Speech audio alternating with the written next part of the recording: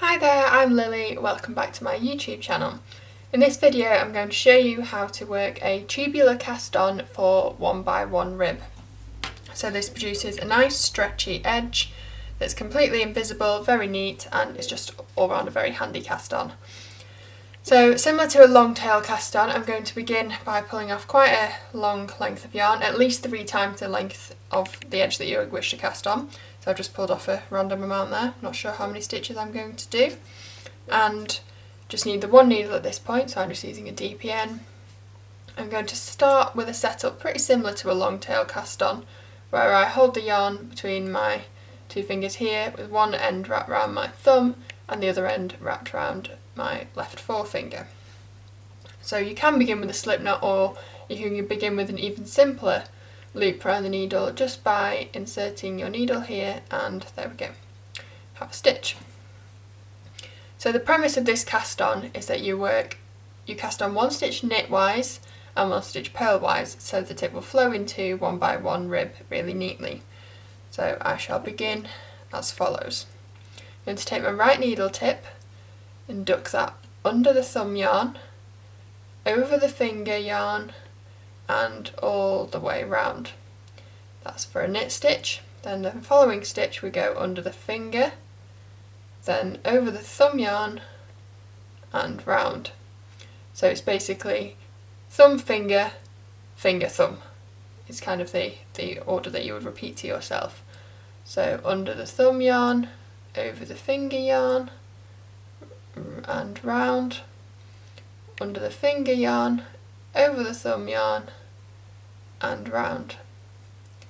Thumb, finger, round, finger, thumb, round, thumb, finger, round, finger, thumb, round. I'll do a few more. Thumb, finger, round, finger, thumb, round.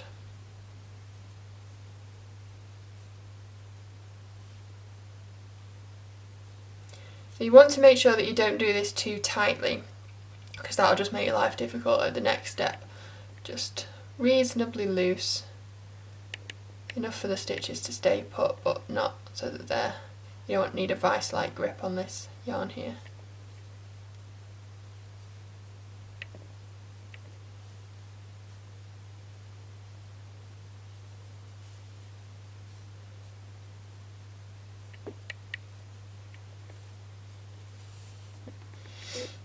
I'm going to leave it there because I'm running out of space on my DPN, but we need to cast on 1 stitch fewer than your intended number.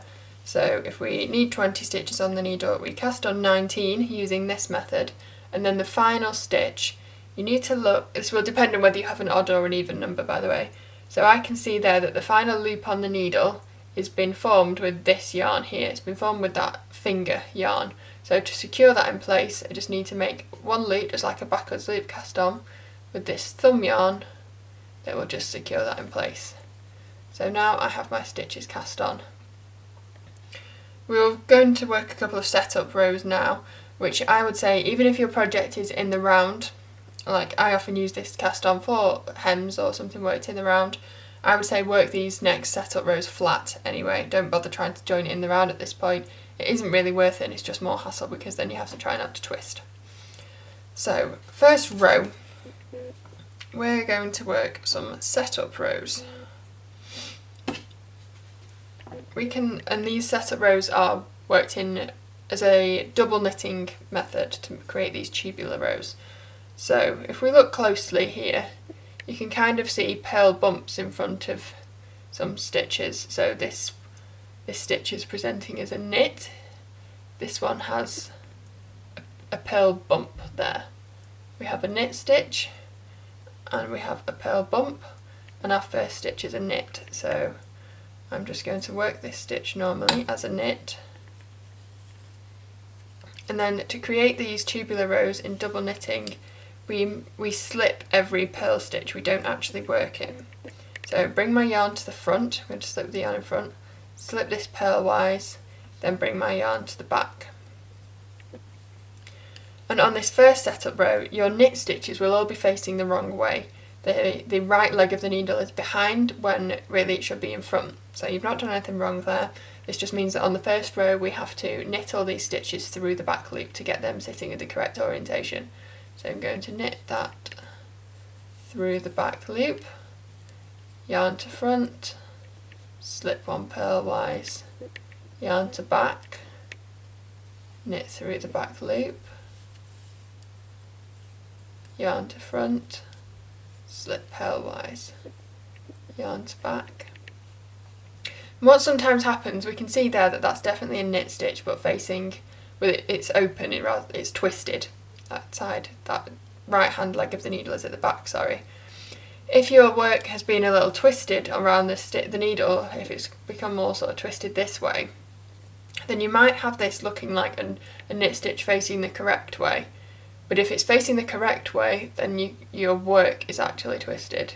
You just need to, if you see this stitch here looks like it could be worked as a knit stitch, that's not the actual stitch. We just want to swivel that around, and here is our actual stitch, which needs to be knit through the back loop.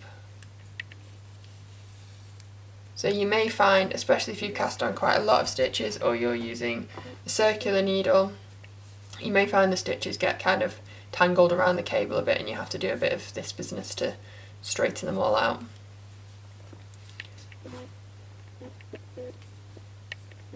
So I shall continue working across in this manner.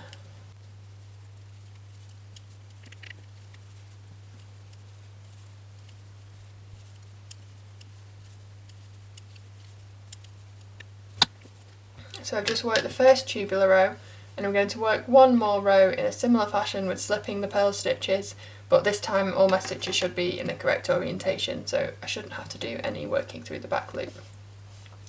You can kind of see the knit and the purl stitches taking shape. It looks a little bit messy now, and you might be thinking, why have I bothered with this cast on method? It's no neater than any other, but it does look a lot neater once you've given it a couple of rows to become established. So slip with yarn in front, purlwise, and then we can just knit this stitch. You can see it's sitting the correct way on the needle. We can just knit this normally. Slip one purlwise, knit one. Slip one purlwise, knit one, and I will work to the end of the row in this same fashion.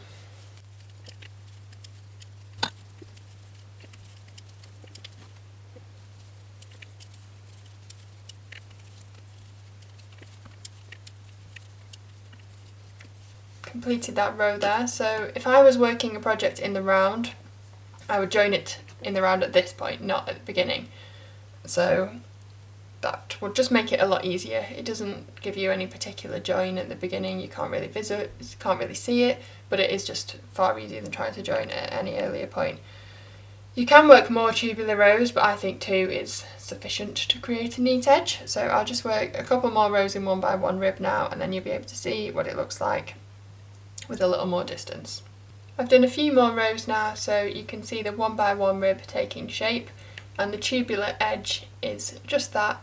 It is completely invisible, so that when you roll it over, one side just completely flows into the next, and this mimics how an edge would be on a machine knit garment. So it's completely invisible, super stretchy, and just a really handy method to use.